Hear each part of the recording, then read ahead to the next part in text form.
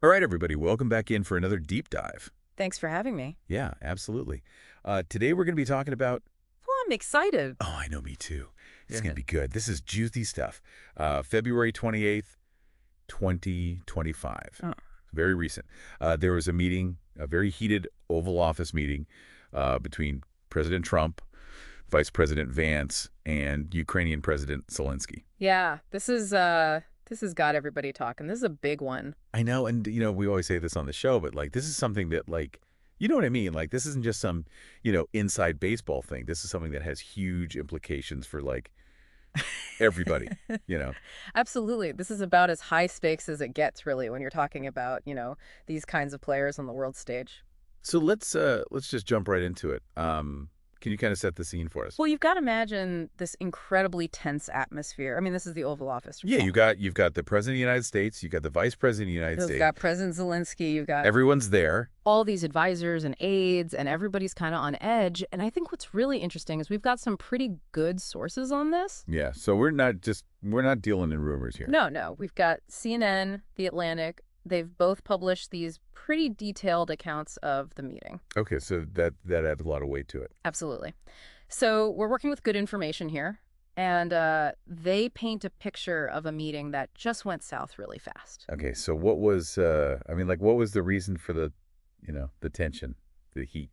Right. What happened? Well, it seems like the core of it was that President Trump and Vice President Vance felt like President Zelensky wasn't, how to put this, wasn't sufficiently grateful for the support that the U.S. has been giving Ukraine.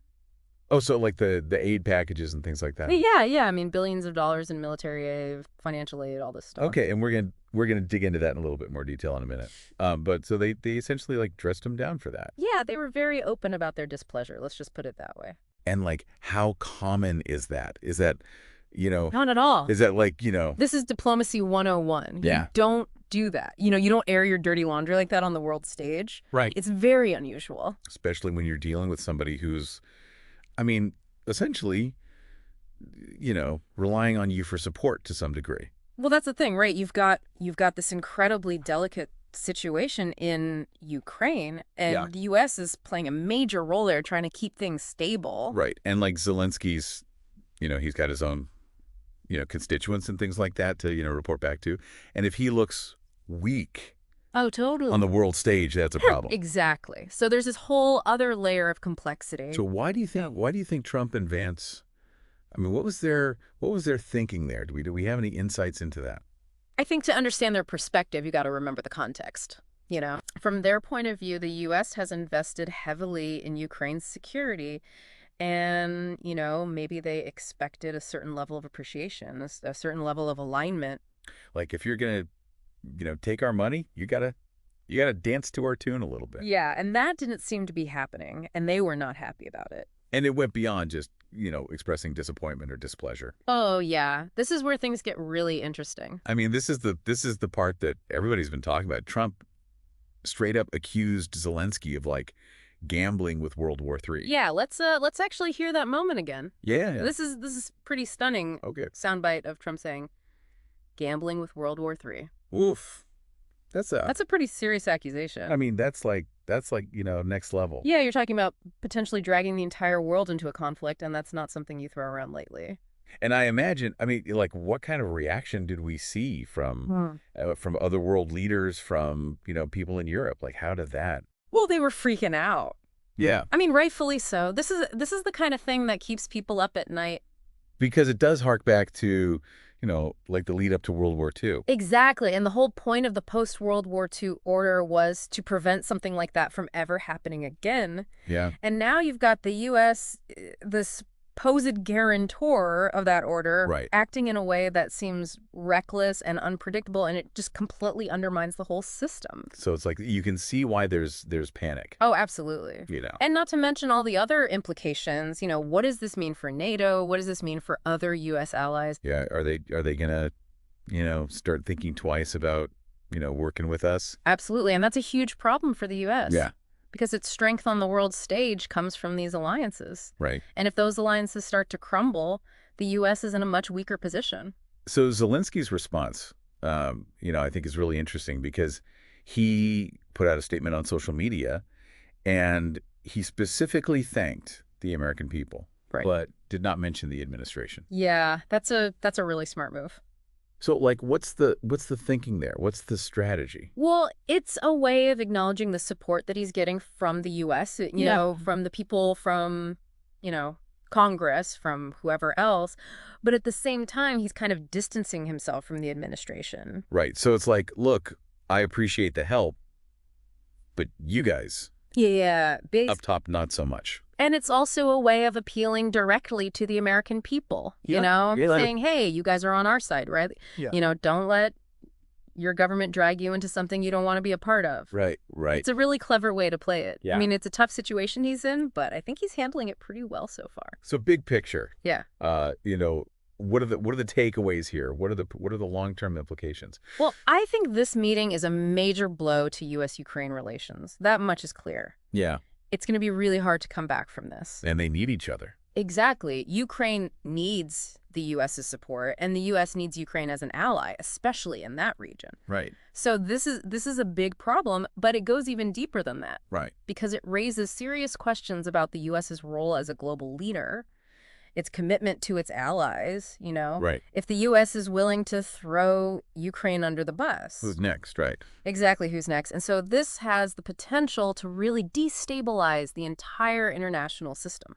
And, like we said at the top, this isn't just something that's affecting, diplomats and politicians and things like that. Like, this is something that's going to have an impact on, like, everybody. Absolutely. We're talking about global security, the possibility of conflict. What? These are things that affect everyone's lives. So what advice would you give Zelensky right now? Like, if you were in his ear? Oh, man, that's a tough one. I know. I mean, he's got to find a way to reassure his people that everything's going to be okay. Yeah. He's got to maintain international support. Which is probably dwindling. Yeah, probably. And he's got to find some way to mend fences with the U.S. without, looking weak or compromising his own country's interests. Yeah, that's a tough needle to thread. It's an incredibly difficult situation. And, honestly, I don't envy him. Yeah, it's a real tightrope walk. Absolutely. Well, hey, listen, this has been super informative. I really appreciate you, breaking all this down for us. Yeah, it's a pleasure. I know we're all going to be watching this very closely because who knows what happens next. This is a real. Yeah, this is a turning point. This is a big moment. I think so. So, yeah, I mean, if you were a betting man, what would you say? Oh, I don't know. I don't even want to speculate. Okay, fair enough. Fair enough. Well, everybody out there listening, buckle up because this could be a bumpy ride. I think so. So thanks again for joining us for another deep dive, and we'll see you next time. Take care, everybody. All right, bye-bye. You know how sometimes in global politics, things can feel like a super formal dance? Yeah. Well, picture this. That dance floor just got real awkward real fast. Yeah. We're diving into a meeting that has everyone talking. This is a big one. A heated Oval Office exchange between President Trump, Vice President Vance, and Ukrainian President Zelensky on February 28th. Yeah. This isn't just about hurt feelings, though. No. It's potentially a seismic shift in how the U.S. handles foreign policy, and the world is watching. Everybody's watching this one. Wondering what it means for them. Yeah, the implications of this meeting reach far beyond a single awkward encounter. Okay, so set the scene for us. What kind of atmosphere are we talking about here? Imagine a room thick with tension. Every word carefully chosen, every gesture scrutinized. We're fortunate to have insights from several reputable sources. Oh, good. CNN and The Atlantic. Okay, so we're not dealing with just rumors here. No, this is solid information. And what they describe is a meeting that went from cordial to confrontational in a heartbeat. Okay, all right, so let's get into the nitty-gritty. What was the source of the tension? Well, the core issue seems to be that both President Trump and Vice President Vance felt President Zelensky was insufficiently grateful for the support that the U.S. has given Ukraine. Okay. They were very open in expressing their displeasure. This public rebuke of Zelensky, is this common in diplomatic circles? No, it's highly unusual. Okay. The world of diplomacy often relies on subtlety and tact, not outright confrontation. Right. This kind of direct public criticism can damage trust and make future negotiations incredibly difficult. Not only that, but it sends a signal to other allies. Oh, like, hey, you could be next. Yeah, exactly, making them question the reliability of U.S. support. And to be clear, we're talking about substantial support billions of dollars in military and financial aid, right? Absolutely. Why might Trump and Vance feel this way? Well, to understand their perspective, we need to remember the context. Mm. The U.S. has, in their view, invested heavily in Ukraine's security. Yeah. They expect a certain level of appreciation, maybe even alignment in return. So when Zelensky doesn't seem to meet those expectations, it triggers a strong reaction. And this reaction went beyond just expressing disappointment. Mm. We're talking about Trump accusing Zelensky of gambling with World War III, right? Precisely. Let's hear that moment again. Okay. Soundbite plays of Trump saying, gambling with World War III. Wow. I mean, talk about like dropping a bomb. Yeah, he said this is a huge statement and one with really serious implications. So Zelensky's response seems carefully calculated. What do you make of his decision to thank the American people, but not the administration directly? It's a fascinating tactic by thanking the American people, but not the administration.